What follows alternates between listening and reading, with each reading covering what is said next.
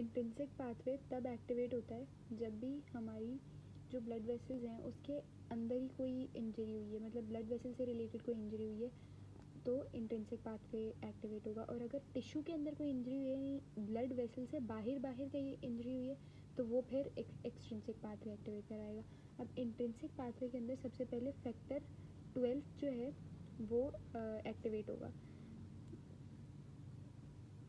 और ये फैक्टर 12 ए बन गया। जैसे एक्टिवेटेड किसी भी आगे लगाना है ना तो एक्टिवेट के लिए हम ए आगे लगा देंगे। ये फैक्टर 12 फिर फैक्टर 11 को एक्टिवेट करेगा in the presence of calcium. Calcium की प्रेजेंस में इसने फैक्टर 11 को लिया और फैक्टर 11 को एक्टिवेट कर दिया। अब ये फैक्टर 11 फैक्टर 9 को एक्टिवेट करेगा, वो भी कैल्शियम की प्रेजेंस में। तो कैल्शियम की प्रेजेंस में इसने फैक्टर 9 को फैक्टर 9 एक्टिवेटेड में कन्वर्ट कर दिया। अब फैक्टर 9 ने एक्टिवेट होकर क्या किया,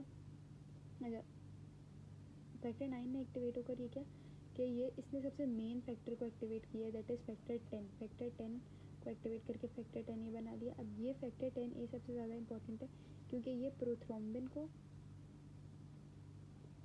कन्वर्ट करवाएगा थ्रोम्बिन के अंदर।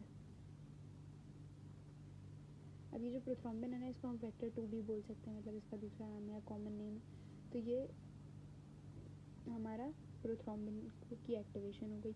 अब ये जो प्रोथ्रोम्बिन की एक्टिवेशन हुई है ना इसके अंदर एक और चीज़ ने ऐड की है, वो है हमारा फैक्टर 8, एक्टिवेटेड फैक्टर 8।